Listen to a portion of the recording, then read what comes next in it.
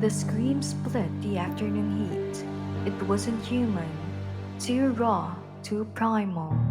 The kind of sound that slices bone deep and makes the air itself recoil. In the mango grove, branches shuddered in violent rhythm. Birds erupted skyward, black specks against a white-hot sun. Then silence. The villagers froze. A silence like that after a scream never meant peace. It meant death was near.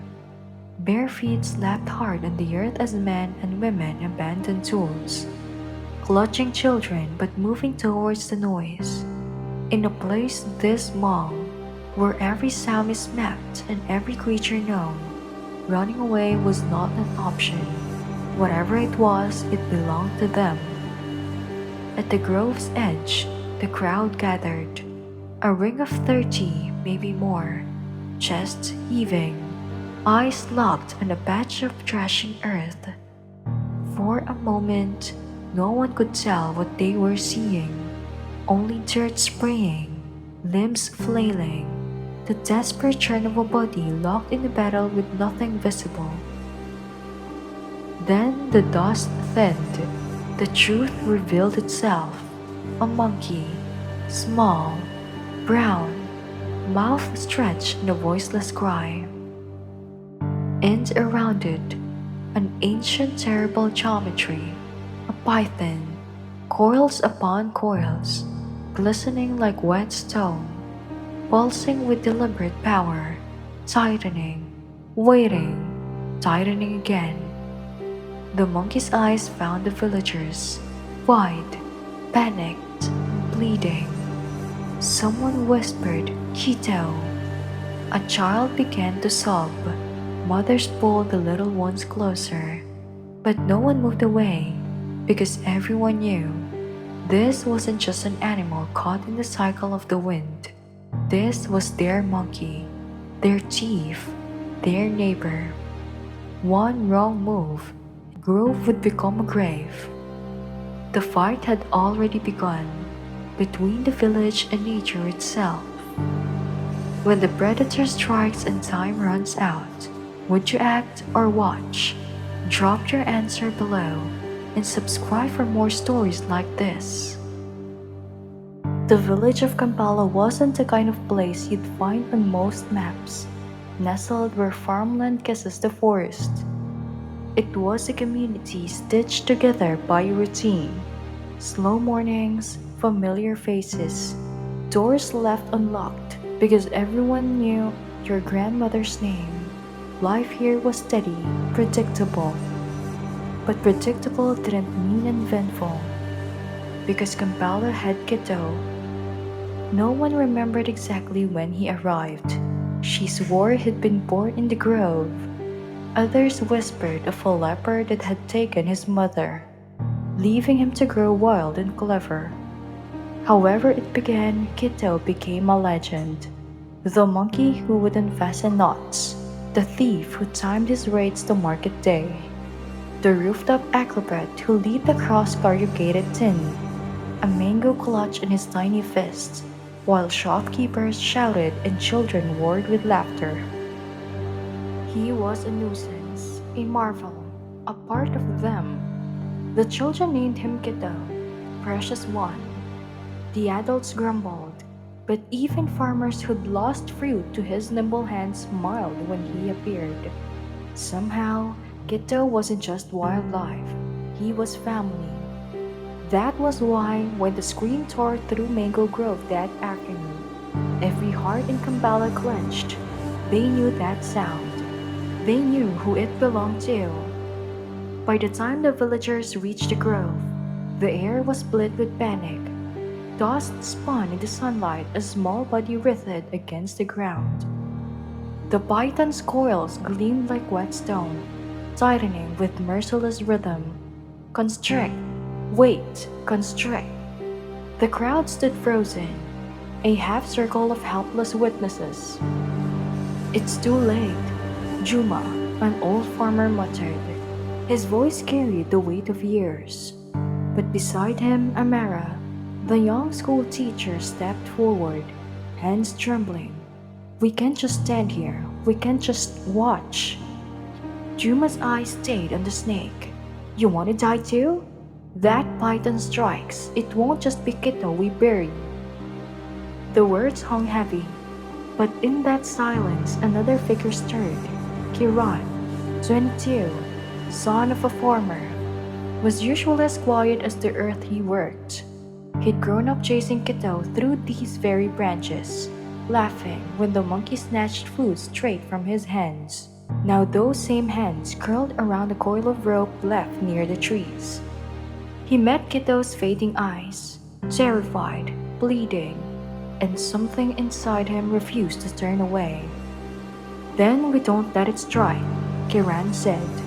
The crowd turned, and in that moment, the boy who had always listened more than spoken stepped into a choice that would change everything. The silence was the first wound.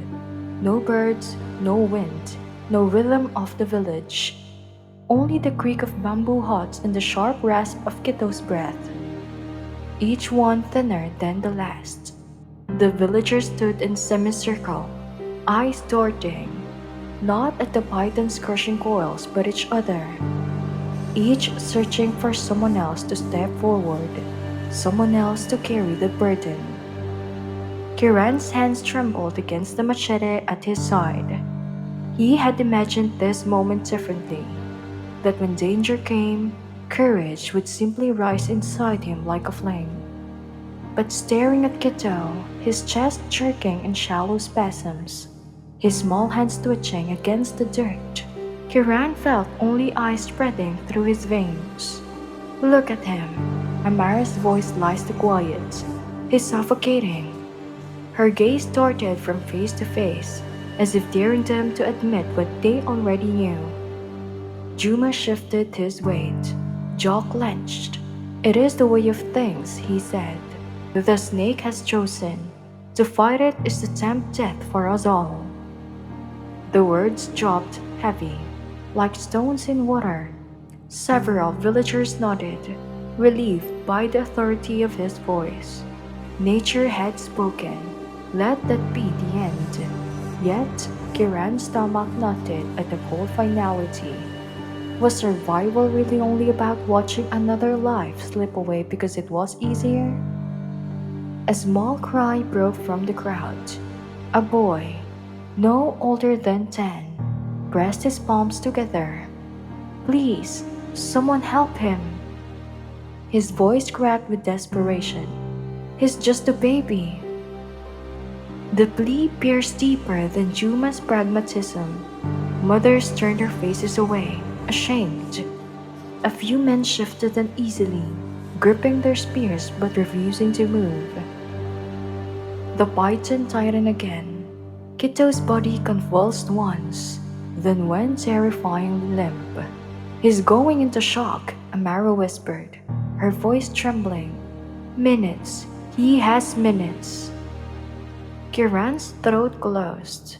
He thought of the stories his grandfather used to tell, of men who stood against impossible odds, who faced storms and beasts because protecting their people mattered more than living another day.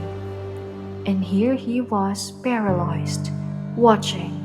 The snake's head lifted then, slow and deliberate, turning towards him.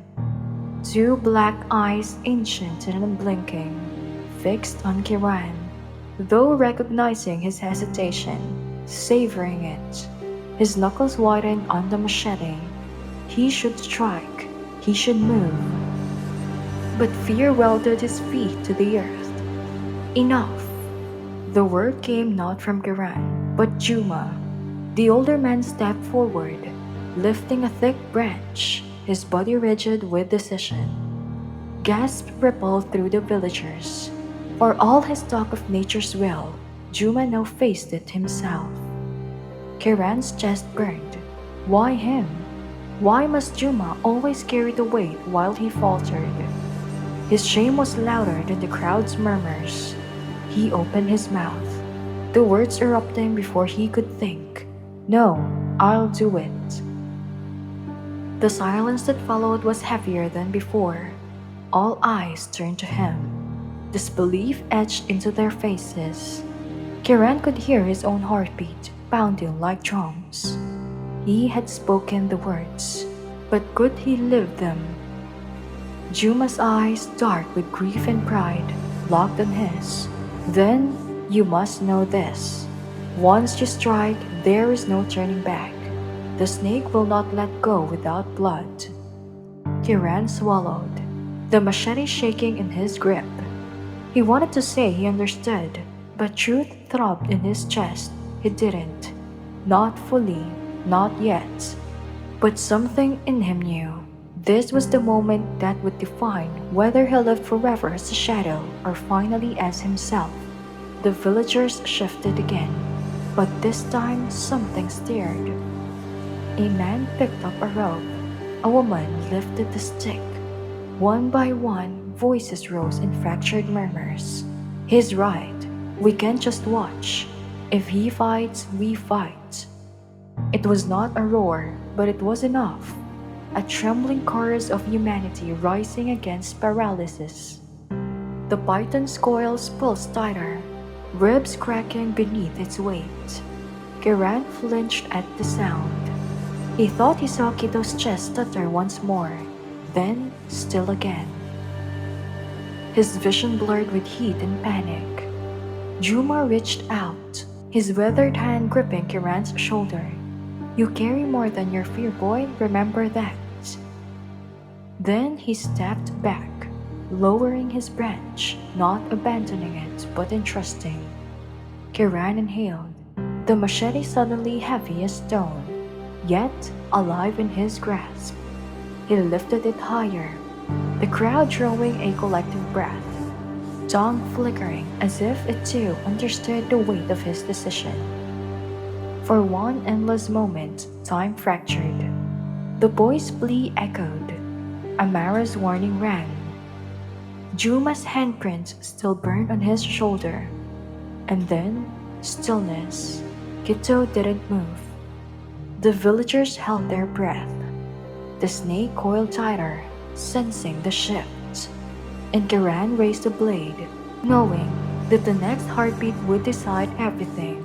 Whether Kito would live, whether he himself would stand or fall, whether this moment would brand him coward or a hero for the rest of his life. Panic seized the crowd like a living thing, rippling through them in gasps, cries, and frantic whispers. "Is he dead?" Someone choked. "No, look, his chest. He's not breathing. We're too late." "Move." Kiran's voice got through, sharp and commanding. For a second, even he was shocked at the sound of it. It didn't sound like him, but it worked. The chaos quieted, and the trembling line of villagers looked at him as if waiting for orders. The plan they had whispered about just moments ago was no longer a theory. It was survival, desperation. 12 terrified people are about to attempt the impossible because standing still has become unbearable. Juma moved first, his circle wide, branch clutched low, his feet dragging in slow, careful arcs. He wasn't just approaching the python, he was offering himself. Every eye followed him, so did the snakes. The great head lifted, tongue flicking faster now, tasting heat, tasting fear. "Easy," Juma murmured, so soft it seemed meant for the python alone. "Easy now, look at me, just me." Behind the snake, Kiran crept forward, rope in one hand, the other trembling despite his grip. 2 farmers flanked him, faces tied with dread. Amara held a second rope, her lips moving soundlessly as though in prayer. Another villager hefted a bamboo pole, its weight familiar from orchard work but foreign in this battle. Kito lay utterly still. His chest moved, barely, faint shivers of life, almost invisible in the coils. Still alive, Kiran clung to that. Juma fainted left, dragging his branch. The python's head tracked him, muscle tensing. The coil squeezed reflexively, and Kito's limp body jerked.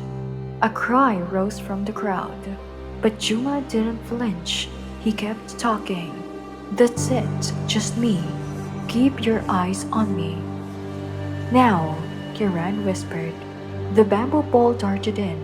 Its tip jammed between two massive coils, the former straining with every ounce of strength. The snake resisted, body a wall of living muscle. The pole bowed, then held, creating inches, precious inches. Kiran lunged, his hands locked around Kito's chest, hot, damp, terrifyingly fragile.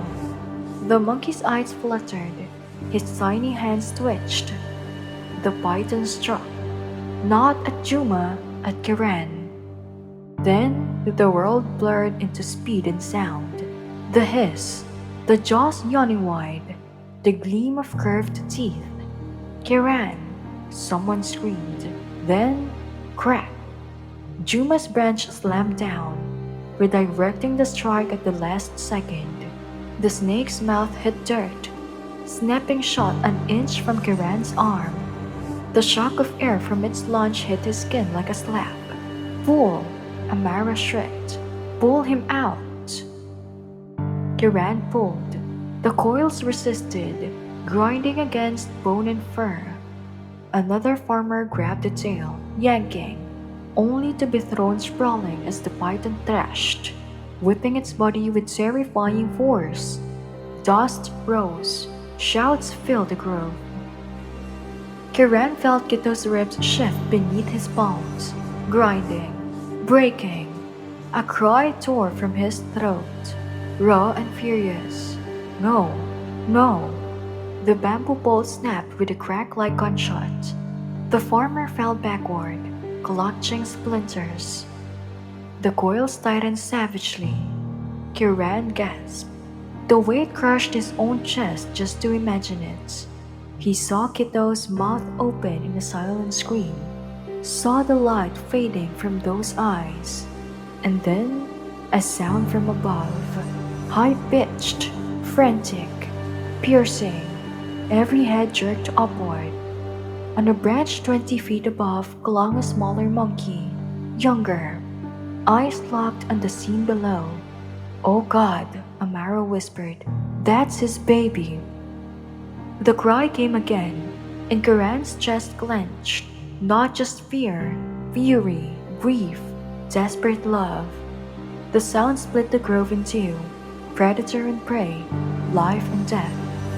And then the baby monkey leaped. It dropped straight onto the python's back, a blur of fur and claws. It screeched, bit, and clawed with wild suicidal rage. The python reared, twisting to dislodge it, coils loosening just enough. "Now!" Juma roared. Kiran yanked with everything he had, every ounce of muscle, every thread of fear, every memory of chasing Kito through these trees as a boy. He dragged, slipped, clawed again, until suddenly Kito slid free. The baby monkey sprang back into the branches, vanishing into shadow. The python, disoriented, hissed a sound that vibrated in bones, then slithered into the underbrush, vanishing as swiftly as it had appeared.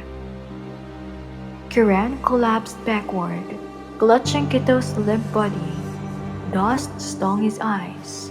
Sweat drenched his shirt, but none of it mattered.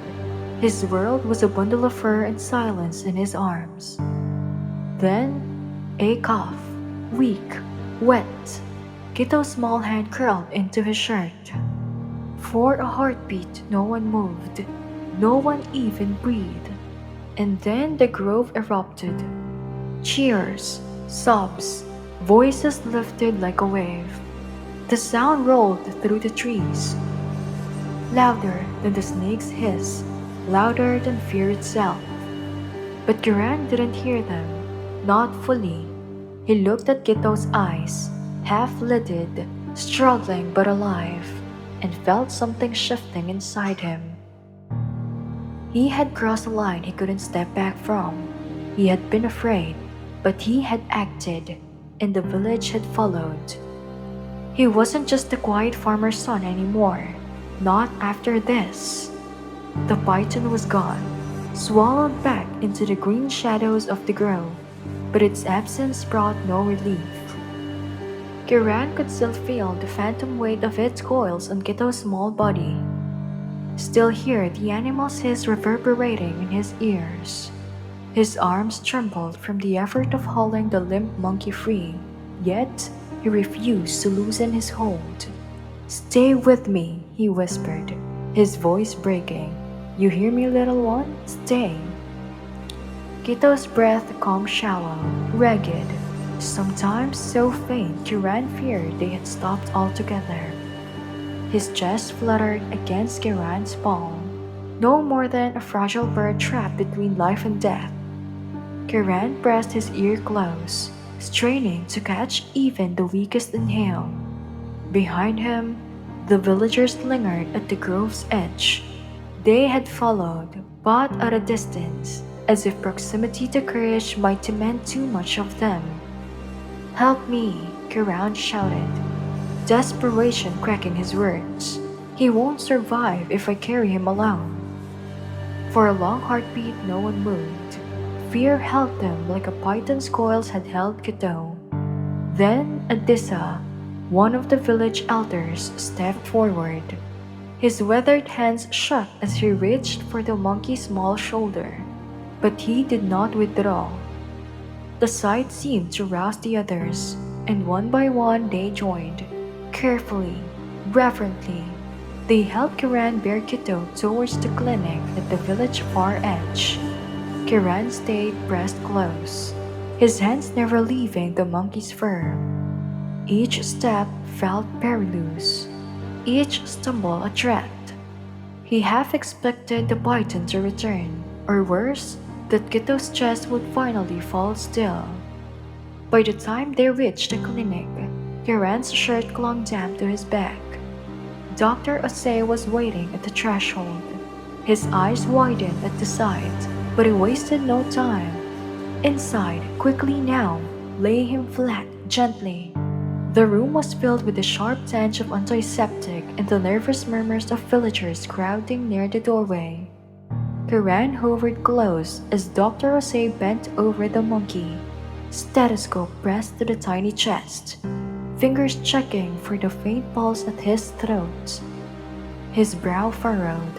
"He's alive," the doctor said at last, though the weight in his voice seemed a relief, but his breathing is unstable. The pressure on his ribs, his lungs may be damaged. We'll have to see if his body can fight. The words hollowed Kiran's stomach. Dragging Kito from the python's coils had been only the first battle. The real struggle, the one neither courage nor muscle could win, was still ahead. Hours blurred into a haze of waiting. Kiran refused to leave the bedside. He dampened the cloth to cool Kito's fur, counted every rise and fall of his chest, whispered words of encouragement, though the monkey could not hear. Once, Kito's breath faltered completely, his chest falling still. Kiran froze, terror choking him. Then came the faintest flutter, and the monkey inhaled again. The villagers gasped softly at the doorway. Someone muttered a prayer. Adisa placed a steadying hand on Kiran's shoulder and murmured, "He fights because you fought first." Kiran wanted to believe that, yet feared not at him. What if all his effort only prolonged the inevitable? What if the villagers had been right to hold back, to let nature run its course? But then, Kito shivered, a tiny sound escaping his throat, and Kiran's anger at their hesitation faded. Because even in their fear, they were here now. Fear hadn't won completely. Sometime past midnight, Kito stirred. His eyelids fluttered, and a hoarse sound rasped from his throat. Kiran bent close. "It's me," he whispered. "You're safe now." The monkey's glazed eyes opened, unfocused but alive. He coughed weakly, a broken sound that nonetheless carried relief through the room. At the doorway, someone gasped, and then, from the branches outside the clinic window, a second cry rose, a high, frantic chatter. Kiran turned sharply. There, clinging to the sill, was a smaller monkey, Kito's offspring. His eyes were wide, its body trembling, yet its gaze never wavered from the figure on the bed. Dr. Osei hesitated, then gestured for the window to be opened. The young monkey leaped inside, tentatively at first. Then, with a growing urgency, it scrambled onto the cot and pressed itself against Kito's side, its small hands clutched at his fur, its cries softening to a low rhythmic chatter, as though urging him to breathe. Kito stirred again, his weak arm twitching until his hand found his offspring's back. His fingers curled faintly into the smaller body. The sight brought a hush over the room. Fear gave way to awe. It was not triumph, not yet, but it was enough. Enough to sear into memory. A father, broken but breathing. A child pressed close against him, and Kiran, still at the bedside, bearing witness to what courage and defiance had saved. When dawn came, exhaustion hollowed Kiran's body. But when he stepped outside, the villagers were waiting. Their silence was different now, not avoidance but reverence. Murmurs spread through the crowd, gratitude, awe, even shame. One woman pressed his hands between hers. "We should have come sooner," she admitted, voice trembling. Adisa bowed low. "You reminded us what courage is." Kiran swallowed hard, uncertain if he deserved their words. He had been afraid more than he had ever imagined possible. But perhaps that was the truth of it. Courage had not been the absence of fear. It had been choosing to carry Kito anyway, to step forward when others froze. And the sun rose higher, painting the village gold. Kiran's gaze drifted back to the window where the young monkey lay curled against his father. That image burned into him, a visual memory moment that would never fade. Light and shadow, fragility and survival. The night had left scars inside him, inside the village, but it had left something else too. The knowledge that even as an ordinary boy, trembling and unsure, could stand against the impossible. That was what made an everyday hero. 3 weeks later, Kito pressed his weight into unsteady legs, claws clicking softly against the clinic tiles. He moved gingerly, ribs still tender, but his eyes gleamed with the old spark.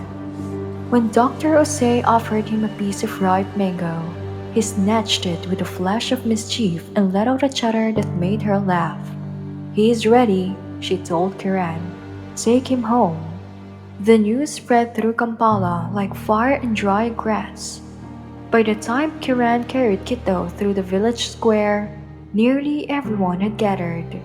No one needed to be called. They all remembered the grove. They all needed to see how the story ended. Together, they walked to the place where everything had nearly been lost. The ground still bore scars, the trampled dirt, the snapped bamboo pole, but the trees swayed as though nothing had happened, as though life had simply gone on. Kiran crouched and set Kito down. For a long moment, the monkey stayed still. His dark eyes searched Kiran's face, and then turned to the trees. He took one step, then another, then paused and glanced back. From above, a cry split the air. High, bright, unrestrained. The baby monkey. It scrambled down a branch and launched itself into the air. Kito answered with a familiar chatter and climbed, slow but steady. Halfway up, father and child collided, wrapping arms and tails around each other in a desperate embrace. The villagers exhaled as one. Some wept, others smiled through their tears. Juma laid a heavy hand on Kiran's shoulder. You did well, son. Kiran shook his head. His throat was tight, but the words still came. We all did, every one of us. And he was right, because in the weeks that followed, something shifted in Kampala. Neighbors stopped hurrying past one another's doors. They lingered, checked in, and offered help before it was asked. The story of Kito's rescue spread beyond the grove, but within the village it became more than a tale. It became a mirror. It reminded them that courage wasn't the absence of fear. It was a matter of choosing to step forward anyway. The community wasn't just about living side by side. It was about carrying one another when it mattered most. And that every life, no matter how small, no matter how inconvenient, deserved to be protected. Kito changed too. He never raided the market again. He didn't need to. Families began leaving fruit for him at the grove's edge. Children shouted his name when they spotted him swinging overhead. Sometimes, he even ventured into the square, his baby clinging tightly to his back. No longer pests, no longer outsiders, they were family. On quiet afternoons, Kiran often returned to the mango trees where the battle had begun. Sometimes Kito appeared, not close enough to touch, but close enough to matter. They'd sit in silence, man and monkey, two survivors who both knew their lives had been rewritten in the same moment. Months passed, word reached the capital.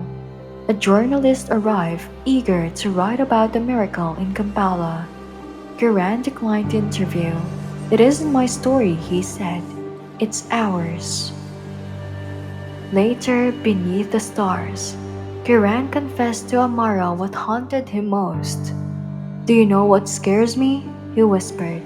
How close we came to walking away. How easy it would have been to say not our problem. How many times in our lives we already said that. Amara was quiet for a long while. Then she said softly, but not this time. Kiran nodded. No, not this time. He looked towards the grove, dark and alive. Somewhere inside, Kito and his child were curled together, safe because an entire village has chosen compassion over fear. We saved him, Kiran murmured, but maybe he saved us too. And in a way he had, because when hardship returned, as it always did, in the form of drought, illness, or the relentless demands of life, the villagers remembered. They remembered the night they stood shoulder to shoulder, the night they proved fear was not stronger than love. They remembered Kito. From that day on, Kampala was known not just as a dot on a map, but as a community that looked after its own. All of them, even the ones with fur, tails, and mischievous eyes, especially those. Because in the end, we are not measured by what we do when life is easy. We are measured by what we do when it costs us something, when it's dangerous, when it would be simpler to look away. Kiran chose action. A village chose courage. A baby monkey chose love. And because of those choices, life won. Everyday heroes are all around us.